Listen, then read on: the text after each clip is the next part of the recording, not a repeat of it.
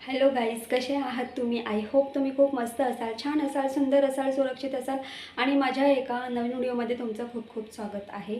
तर पहा, आज आपण काय करणार आहोत, तर आज आपण मिरची भजी करणार आहोत. तर पहा, बाहेर जेव्हाही आपण बाहेर जातो, वडापावचा स्टॉल असतो, वडापावच्या स्टॉलवरती कांदा भजी, बटाटा भजी आणि प्लस मिरचीसुद्धा मिळते, मिरचीची भजीसुद्धा मिळते. आणि ते मिरचीची भजी एवढी छान असते ना, क्रंची कुरकुरीत असते. आपण विचार करतो की अशी भजी आपण का नाही घरी करू शकत.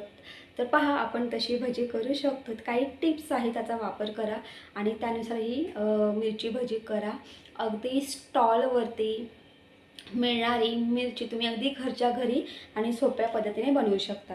तर मग वेळ वाया न घालवता पटापट रेसिपीला सुरुवात करूया. हा व्हिडिओ शेवटपर्यंत पहा. जर तुम्हाला माझा व्हिडिओ आवडला असेल तर माझ्या व्हिडिओ लाईक शेअर करा आणि माझ्या चॅनल ते नवीन असाल तर माझे चॅनल सबस्क्राईब करायला अजिबात विसरू नका. तर चला रेसिपीला सुरुवात करूया. Bye bye. Bye bye. तू मिरची खाणार का? का तिखट तिखट लागते? हो. अच्छा. आज आपण मिरची भजी करणार आहोत. तर पहा, जेव्हा आपण बाहेर स्टॉलवरती वडापाव खायला जातो, वडापावच्या जोडीला कांदा भजी, बटाटा भजी असते, मूग भजी असते, त्याचबरोबर ही मिरची भजी असते बरं का. आपण जेव्हा मिरची भजी बघतो ना, तोंडाला लिटरली पाणी सुटतं आणि आपल्याला राहवत नाही, म्हणून आपण काय करतो, एक प्लेट मिरची भजी नक्कीच मागवतो, नाही का. तर पहा, मी इथे या पाव किलो मिरच्या घेतलेल्या आहेत. ही भजीची मिरची आहे, कमी तिखट असते. या मिरच्या मी स्वच्छ धुवून घेतलेल्या आहेत. स्वच्छ धुवून पूर्णपणे पुसून घ्यायच्यात या मिरच्या, किंवा तुम्ही पंख्याखाली थोडा वेळ या मिरच्या मस्त सुकवून घ्या. आता पहा, आपली जी चाकू असते त्या चाकूच्या टोकाने आपल्याला काय करायचं आहे, मिरचीच्या मध्यभागी आपल्याला एक चीर पाडून घ्यायची आहे. तुम्ही पाहू शकतात. आता काय करायचं आहे, माझ्याकडे एक छोटा चमचा आहे, मी त्या छोट्या चमच्याच्या साहाय्याने या आतल्या बिया काढणार आहे. जर तुमच्याकडे मोठा चमचा असेल ना, तर त्याचा जो शेवटचा टोक असतो त्या शेवटच्या टोकाने तुम्ही या मिरच्या काढू शकतात. आणि जर तुम्ही या मिरच्या हाताने काढत असाल तर काय होतं माहिती आहे का, मिरचीचा तो तिखटपणा आहे तो हाताला थोड्या वेळाने जाणवतो. म्हणून काय करायचं आहे, आधी हाताला ऑइल लावायचं आहे आणि ऑइल लावून तुम्ही हाताने मिरच्या त्यातल्या आतील बिया काढू शकतात. तर पहा, मी अशा पद्धतीने मध्यभागी चिरा पाडून घेतलेल्या आहेत. मी एका वाटीमध्ये ना मीठ घेतलेलं आहे. आता हे जे मीठ आहे तर असं चिमूटभर असं चिमटीमध्ये मीठ घ्यायचं आहे आपल्याला आणि मिरचीच्या आतल्या भागाला आपल्याला छान मस्त मीठ चोळून घ्यायचं आहे. आता पहा, या मिरच्या कमी तिखट असतात, पण तिखट असतात एवढंच सांगेल. आणि तुम्हाला अजून आता तिखटपणा कमी करायचा असेल ना, तर तुम्ही लिंबाचा रस घेऊ शकतात आणि तोसुद्धा तुम्ही मिरचीच्या आतल्या भागामध्ये तुम्ही तो लिंबाचा रससुद्धा चोळू शकतात आणि काय होतं, तिखटपणा खूप कमी होतो. आता पहा, मी इथं एका बाउलमध्ये 1 वाटी भरून मी ते बेसन पीठ घेतलेलं आहे. अर्धी वाटी मी तांदळाचं पीठ घेतलेलं आहे. अर्धी वाटी किंवा तुम्ही पाव वाटी घेऊ शकतात. इथे मी अर्धा चमचा हळद, त्यानंतर चवीनुसार मीठ ॲड केलेलं आहे आणि याच्यामध्ये मी थोडा कुकिंग सोडासुद्धा ॲड केलेला आहे, म्हणजे पाव चमचा कुकिंग सोडा ॲड केला आहे. आता हे सगळं एकत्र एकजीव करून घ्यायचं आहे.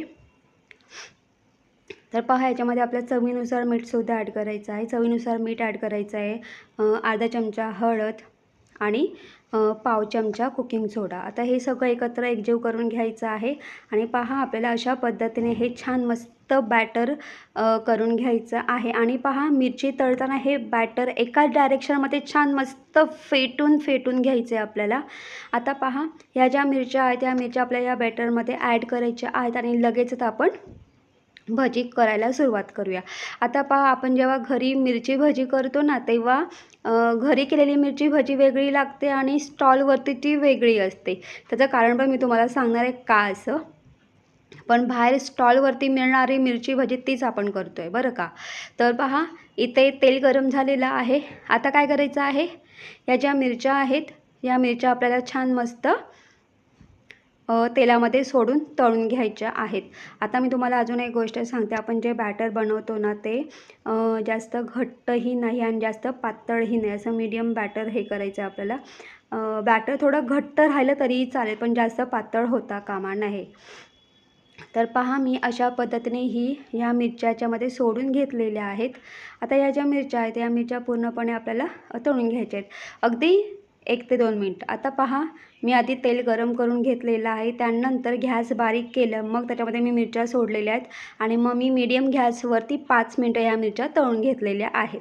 तर पहा, फक्त 5 मिनटं तळून घ्यायच्या आहेत आणि लगेच ह्या मिरच्या आपल्याला काढून घ्यायच्या आहेत. जास्त असं ब्राऊन वगैरे करत नाही बसायचं, लगेच काढून घ्यायच्या आपल्याला. अगदी 5च मिनटं, 4 किंवा 5 मिनटं तळून घ्यायच्यात. अशा पद्धतीने मी या मिरच्या एका प्लेटमध्ये काढून घेतलेल्या आहेत. तर पहा, अशा पद्धतीने मी आधी पहिली बॅच, माझ्याकडे ज्या मिरच्या होत्या त्या मिरच्यांची पहिली बॅच मी अशा पद्धतीने पूर्णपणे मी तळून घेतली होती.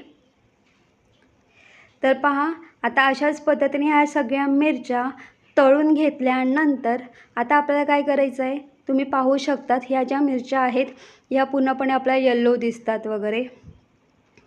आता या मिरच्या आपण काय करणार, परत एकदा आपण तळून घेणार आहोत.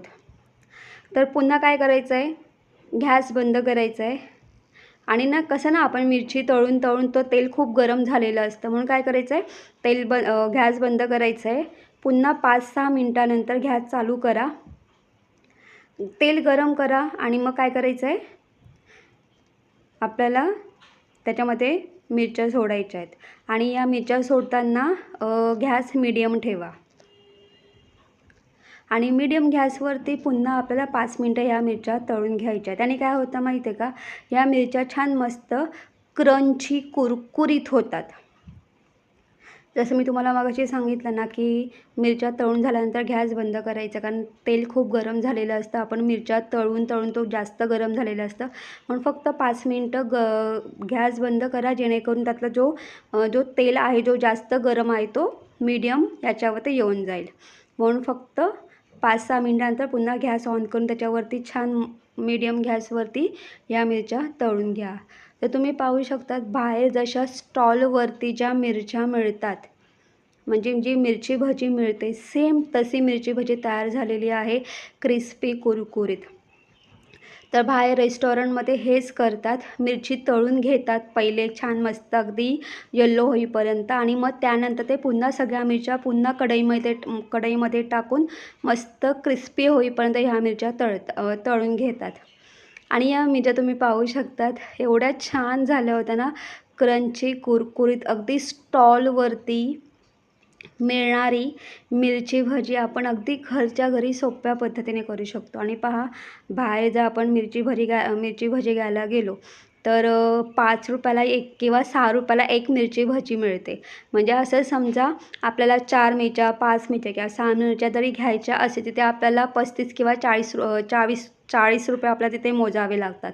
पण विचार करा, जर आपण या मिरच्या 20 रुपये पावनी मार्केटमध्ये मिळतात, या 20 रुपयामध्ये आपण घरच्या घरी खूप साऱ्या मिरच्या म्हणजे खूप सारी मिरची भजी खाऊ शकतो. आता ही मिरची भजी मी टोमॅटो सॉसबरोबर सर्व केलेली आहे आणि ही मिरची भजी टोमॅटो सॉसबरोबर अप्रतिम लागते. म्हणून तुम्हाला सांगते की तुम्हीसुद्धा अगदी घरच्या घरी स्टॉलवरती मिळणारी मिरची भजी नक्की ट्राय करा.